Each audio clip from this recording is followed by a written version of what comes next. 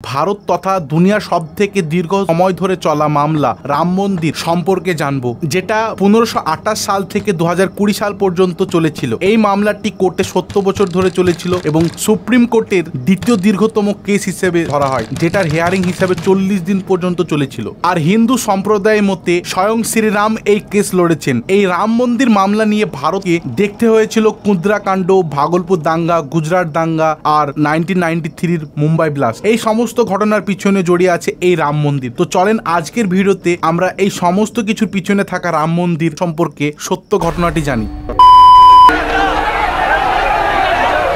It was totally wrong. That's not the way. I mean, this is not the way politics should play actually. And I don't like it.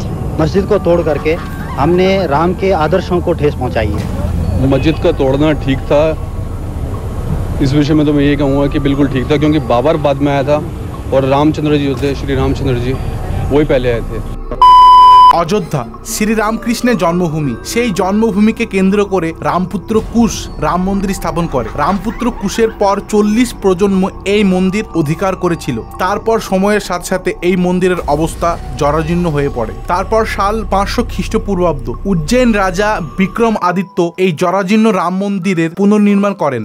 2000 বছর পর ভারতে আসে মোগল সাম্রাজ্য। 1526 সালে বাবর পৌঁছায় অযোধ্যা, যেখানে বাবর তার সেনাপতি মীর বাকিকে আদেশ দেয় যে রাম মন্দির ভেঙে বাবরি মসজিদ নির্মাণ করার জন্য। এভাবেই 1528 সালে রাম মন্দির ভেঙে তৈরি হয়েছিল বাবরি মসজিদ। 200 বছর মোগল রাজত্ব চলার পর রাজা জয় সিং বাবরি মসজিদের বাইরে একটি রাম চাবুত্রা বানিয়েছিল হিন্দুদের পূজা করার জন্য। ভূগোলবিদ জোসেফ ডি প্যান্থারের মতে হিন্দু ধর্মের মানুষের দাবি ছিল যে বাবরি মসজিদের এখানে রাম মন্দির ছিল, তাই রাজা জয় সিং মোগলদের সাথে সমঝোতা করে এই রাম চাবুত্রা বানিয়েছিল। ভিতরে মসজিদ যেখানে মুসলমানরা নামাজ পড়তো আর বাইরে এই রাম চাবুত্রা যেখানে হিন্দুরা পূজা করত। এভাবে কিছু বছর চলার পর যখন ব্রিটিশ সরকার ভারতে আসে, একজন ব্রিটিশ সার্ভেয়ার মন্থমেরি মার্কেন 1838 সালে একটি সার্ভে করে। তার মতে রাম মন্দিরের পিলার নিয়ে বাবরি মসজিদ বানিয়েছিল। আর এই সার্ভের পর হিন্দু সম্প্রদায় এই বিষয় নিয়ে অ্যাক্টিভ হয়ে যায়, যার 15 সাল পর 1853 সালে নির্মোহী আখাড়া একটি বড় স্তরে ঘোষণা করে যে রাম মন্দির ভেঙে বাবরি মসজিদ বানানো হয়েছে। এই বিষয়টিকে কেন্দ্র করে 1853 সালে প্রথম হিন্দু মুসলিম দাঙ্গা হয় এই রাম মন্দির নিয়ে। ব্রিটিশ সরকার এই বিষয়টিকে কেন্দ্র করে বাবরি মসজিদ ও রাম চাবুত্রাকে দুটি ভাগে ভাগ করে দেয়। একদিকে মুসলিমরা নামাজ পড়বে আর একদিকে হিন্দুরা পূজা করবে। এভাবেই 26 সাল চলার পর 1885 সালে নির্মোহী আখাড়া ফৈজাবাদ ডিস্ট্রিক্ট কোর্টে প্রথমবারের মতো বাবরি মসজিদ ও রাম মন্দির নিয়ে মামলা করে যে রাম চাবুতাতে একটি মন্দির বানানোর জন্য অনুমতি দেওয়া হোক হিন্দু সম্প্রদায়কে, যেটা ফৈজাবাদ কোর্ট খারিজ করে। এভাবে আবার কিছু বছর চলার পর 1956 হিন্দু সম্প্রদায়ের কিছু লোকের মত অনুযায়ী দেশ স্বাধীন পেলেও আমাদের ভগবান শ্রীরাম স্বাধীনতা পায়নি, যার 2 বছর পর 1949 সালে হিন্দু সম্প্রদায়ের কিছু মানুষ রাতে লুকিয়ে বাবরি মসজিদের ভিতরে শ্রীরামের একটি মূর্তি রেখে আসে এবং দাবি করে যে শ্রীরাম নিজেই অবতীর্ণ হয়েছেন, তিনি চায় যে এই মসজিদ ভেঙে রাম মন্দির বানাতে হবে। তখন এই বিষয়টাকে নিয়ে পুনরায় আবার দাঙ্গা শুরু হয়। 1949 की रात की कहानी एक दिलचस्प मोड़ पर पहुंच गई है।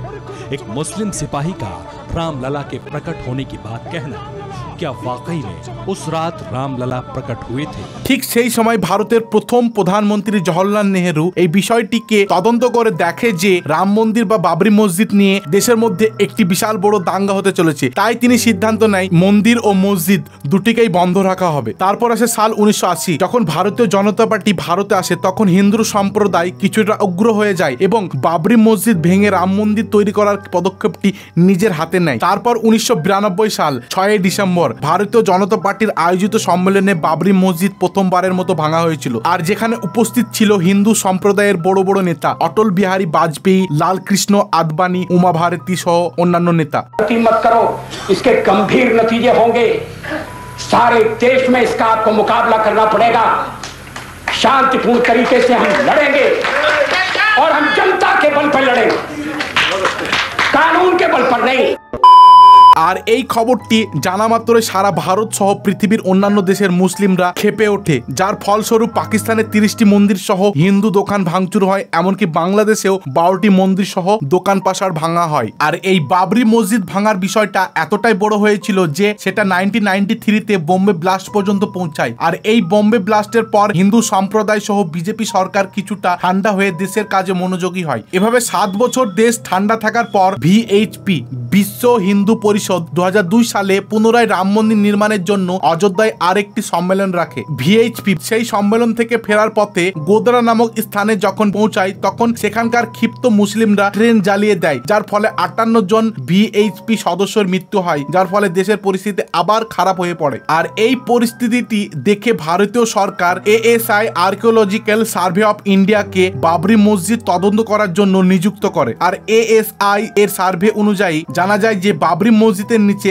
1000 বছর আগেকার মন্দিরের পিলার পাওয়া গেছে, যেটার পর এলাহাবাদ হাইকোর্ট 2.77 একরের জমিটিকে 3টি ভাগে ভাগ করে, যেখানে সেন্ট্রাল এরিয়াটা রাম জন্মভূমির জন্য আর রাম চাবুতরাটা নির্মোহী আখাড়াকে দেওয়া হয় এবং 3 নম্বর স্থানটি মুসলিম সম্প্রদায়কে দেওয়া হয়, যেটা হিন্দু বা মুসলিম সম্প্রদায় উভয়ই মানতে রাজি হয়নি, যার ফলে মামলাটি এলাহাবাদ হাইকোর্ট থেকে সুপ্রিম কোর্টে পৌঁছায় এবং এলাহাবাদের এই 3টি ভাগের রায়টিকে ক্যান্সেল করা হয় যে এই সিদ্ধান্তটা কেউ মানতে রাজি নয়। এই কেসটি যখন সুপ্রিম কোর্টে পৌঁছায় তখন সুপ্রিম কোর্ট সম্পূর্ণভাবে তদন্ত করে 2019 সালে 9 ডিসেম্বর আর্টিকেল 142 নম্বর ধারার বিশেষ অধিকার অনুযায়ী 2.77 একর জায়গার মালিকানা হিন্দু সম্প্রদায়ের হাতে তুলে দেয়। তারপর 5 আগস্ট 2020 সালে প্রধানমন্ত্রী নরেন্দ্র মোদী অযোধ্যায় রাম মন্দির প্রতিষ্ঠানের কাজ শুরু করে। कन्याकुमारी से क्षीर भवानी तक, कोटेश्वर से कामाख्या तक, जगन्नाथ से केदारनाथ तक, सोमनाथ से काशी विश्वनाथ तक, समेत शिखर से श्रवण बेलगोला तक, बोध गया से सारनाथ तक, आज पूरा भारत राममय है। যার ওপেনিং হচ্ছে 2024 সালে 22 জানুয়ারি। তো হিন্দু সম্প্রদায়ের মধ্যে নাকি স্বয়ং ভগবান এই রাম মন্দির বানাতে সাহায্য করেছে। তো বন্ধুরা, এই বাবরি মসজিদ বা রাম মন্দির সম্পর্কে আপনাদের কি মতামত অবশ্যই কমেন্ট বক্সে জানাবেন।